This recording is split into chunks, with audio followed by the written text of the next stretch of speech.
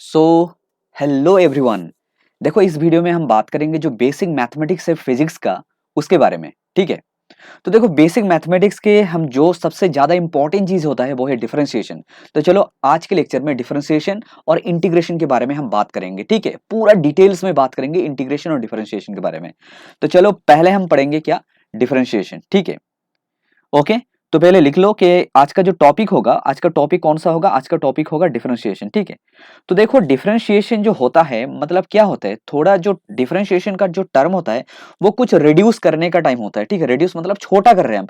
आप कुछ चीज को काट रहे हो, एक फंक्शन है उस फंक्शन को काट कर रहे हो। ठीक है, काट रहे हो, तो ऐसे चीजों को हम बोलते हैं कि ऐसा फंक्शन को हम बोलते हैं कि डिफरेंशिएशन।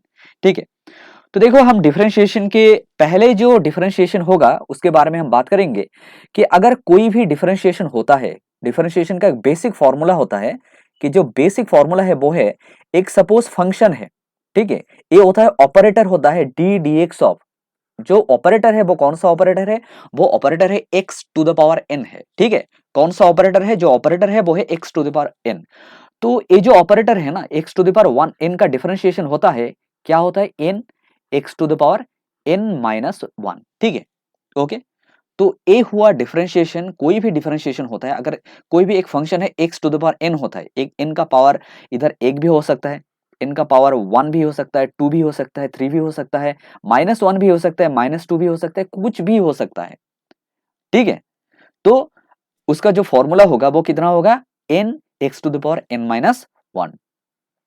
अगर अगर एक फॉर्मूला ऐसा है, कुछ फॉर्मूला है D D x of c है, सी मतलब एक कांस्टेंट है, तो अगर d D x of c होता है तो इसका जो इंटीग्रेशन होगा वो ऐसा होगा, सिर्फ जीरो होगा। क्योंकि डिफरेंशिएशन मतलब क्या होता है, डिफरेंशिएशन मतलब कोई चेंजेस हो रहा है, किसका, सी का चेंजेस, किसका रेस्पेक्ट में, एक्स का रेस्पेक्ट में। अगर सी का कोई चेंजेस नहीं हो रहा है, अगर सी एक कांस्टेंट है, इसमें सी क्या है, सी है एक कांस्टेंट है, क्या है, सी है एक कांस्टेंट, तो सी का कोई चेंज नहीं है। अगर कांस्टेंट होता है तो इस एक्स के रेस्पेक्ट में कोई चेंज ही नहीं है, तो अगर चेंज नहीं होता है तो डी डी एक्स ऑफ सी क्या होगा, जीरो हो जाएगा। ठीक है, अच्छा, मैं आपको और एक एग्जांपल देता हूं कि अगर मान लो कि एक कोई डिफरेंशिएशन है कि एक ऑपरेटर है डी डी एक्स, इसका इसके साथ है x to the power five है, तो बताओ इसका जो डिफरेंशिएशन होगा वो कितना होगा। ठीक है, तो थोड़ा टाइम लो, सोच लो इसका डिफरेंशिएशन कितना होगा। देखो इसका जो डिफरेंशिएशन होगा, इसका n का वैल्यू कितना है, सोचो, जो n का वैल्यू है वो है फाइव है। ठीक है, तो फाइव लिख लो। जस्ट मैं जो इक्वेशन यूज कर रहा हूँ ए वाला फॉर्मूला यूज कर रहा हूँ। ठीक है, तो जो n का वैल्यू है कितना है, वो फाइव है। अभी सोचो क्या होगा, x to the power n minus one, तो फाइव माइनस वन हो जाएगा, इसका मतलब जो वैल्यू आ जाएगा वो होगा five x to the power four हो जाएगा। ठीक है, ओके, समझ में आया, क्या हो जाएगा, five x to the power four हो जाएगा। ओके, अच्छा, एक और डिफरेंशिएशन सॉल्व करो इसका। जो सपोज एक फंक्शन है डी डी एक्स है सी एक्स, ठीक है, to the power C X है, क्या है, D D x of C X है, और C x to the power five है, मान लो C x to the power five है, तो इसका डिफरेंशिएशन क्या होगा। ठीक है, इसका जो डिफरेंशिएशन होगा वह ऐसा होगा कि पहले फाइव को सी क्या है, सी इसमें कांस्टेंट है, पहले बता दिया कि सी क्या है, सी जो है वो है कांस्टेंट। तो पहले एक कांस्टेंट को हटाओ, बाहर लेके आओ, और उसके साथ ऑपरेटर को फिर से लिखो, सो डी डी एक्स, उसके साथ हमें लिखना पड़ेगा x to the power five. तो ये जो पूरा इक्वेशन आ जाएगा वो हो जाएगा सी, ठीक है, और x to the power five का जो डिफरेंशिएशन होता है वो होता है n x to the power n minus one, तो एक्स माइनस वन, तो ए हो गया five c x to the power four हो गया। ठीक है, समझ में आया, ओके।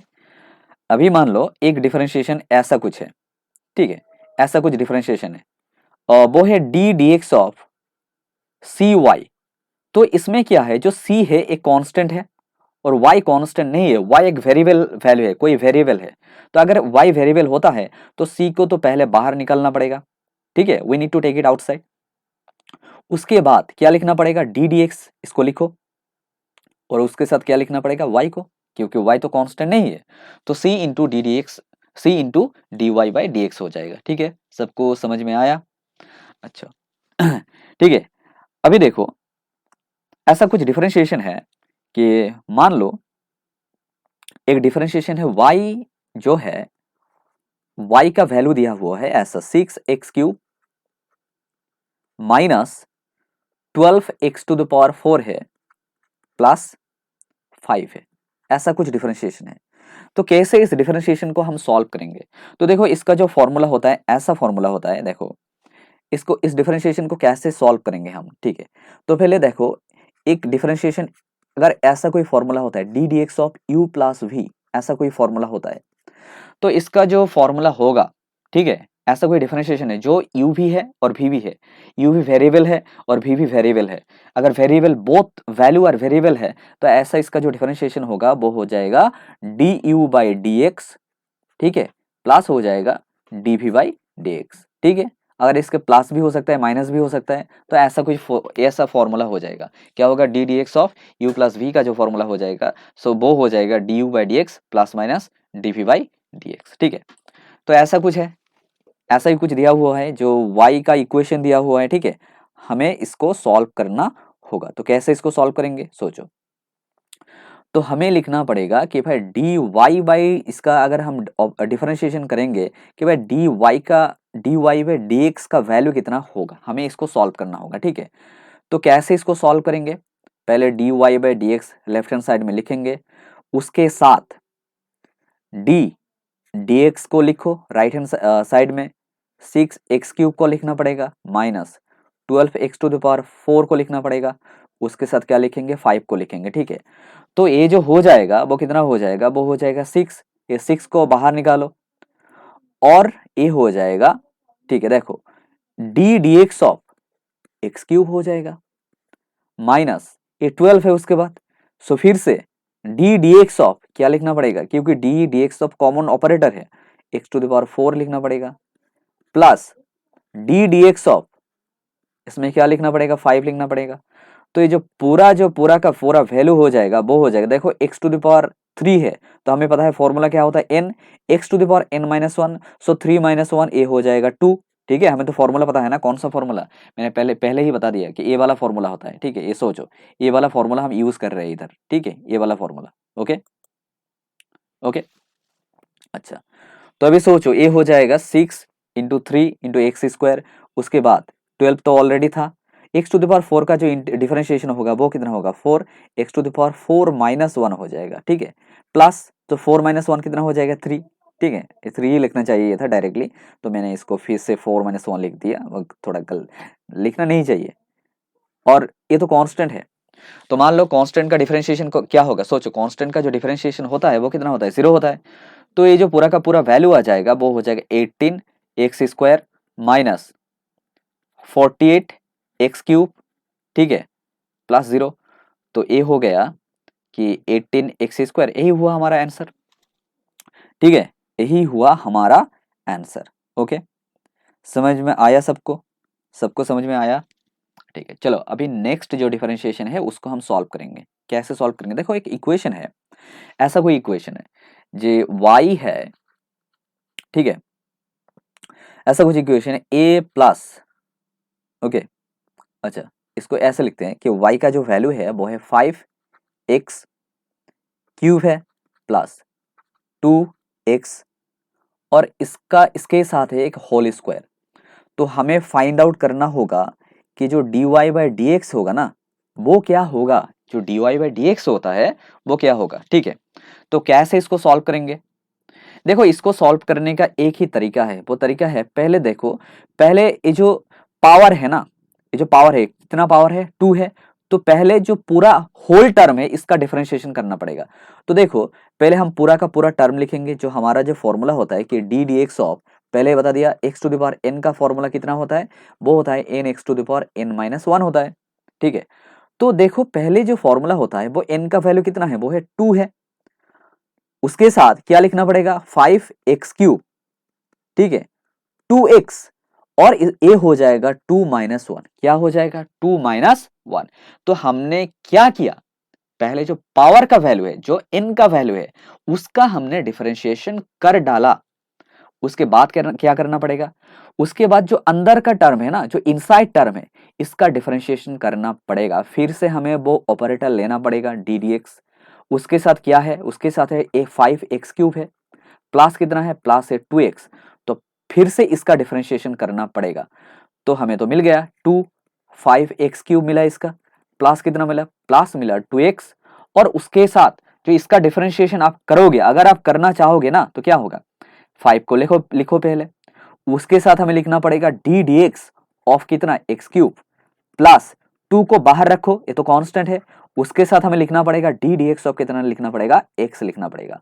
तो ये जो पूरा वैल्यू आ जाएगा वो होगा 2, इसके साथ हो जाएगा 5x क्यूब, प्लस कितना हो जाएगा 2x हो जाएगा, और उसके साथ x क्यूब है ना, इसमें क्या है, D D x of x cube है, तो इसका जो वैल्यू हो जाएगा 3, देखो इसका पावर बाहर आ जाएगा, n x to the power, ये वाला फॉर्मूला हम यूज करेंगे, so x to the power 3 minus 1 हो जाएगा, प्लस कितना होगा, देखो इसका पावर तो 1 है, तो 2 into x to the power 1 minus 1, तो देखो इसका जो पूरा इक्वेशन मिल गया हमें, वो है 2 5x क्यूब, प्लस मिला 2x, उसके साथ कितना मिला 5 into 3 that will be 15 x square plus 2, देखो x to the power 0, 1 minus 1 0 हो गया, तो x टू द पावर 0 कितना होता है, 1 होता है, तो 2 तो बचा हुआ है, तो पूरा का पूरा जो आंसर मिला वो मिला 5x क्यूब प्लस 2x, उसके साथ 15x स्क्वायर प्लस कितना मिला, 2 मिला। ठीक है, ये आंसर मिल गया हमें। ओके, अच्छा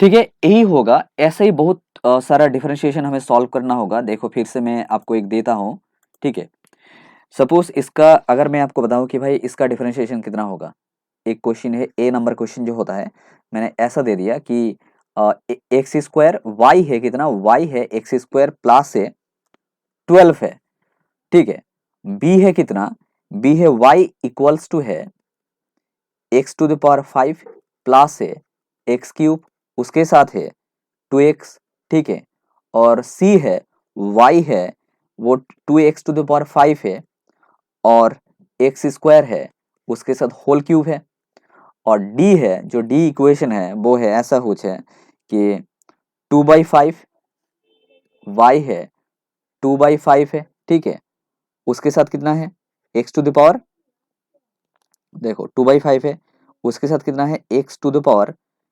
3/6, 3/6 है, एक्स टू द पावर 3/6 है, उसके साथ है 7x टू द पावर -2 है, ठीक है, और पूरा का पूरा होल स्क्वायर है, और जो ई नंबर इक्वेशन है वो है y equals to x plus 1/x, ठीक है, इसका डिफरेंशिएशन क्या होगा, ठीक है, तो आपको सॉल्व करना होगा, सॉल्व करके मुझे देना पड़ेगा, ठीक है, मुझे देना पड़ेगा मतलब आपको सॉल्व करना पड़ेगा, जो जितना भी बाकी इक्वेशन है ना, जितना भी बाकी इक्वेशन है उसको हम नेक्स्ट क्लास में सॉल्व करेंगे। तो आज के लिए इतना ही, ये था फर्स्ट क्लास था किसका ऊपर, बेसिक मैथमेटिक्स ऑफ फिजिक्स का ऊपर। तो नेक्स्ट भी हम सॉल्व करेंगे, जो नेक्स्ट क्लास होगा वो भी बेसिक मैथमेटिक्स ऑफ फिजिक्स होगा, लेकिन जितना भी मैंने क्वेश्चन दिया उसको आपको सॉल्व करना होगा, ठीक है, उसके बाद हम नेक्स्ट जो है जो इंटीग्रेशन है और भी डिफरेंशिएशन करना पड़ेगा उसको हम सॉल्व करेंगे, ठीक है, ओके बाय, आज के लिए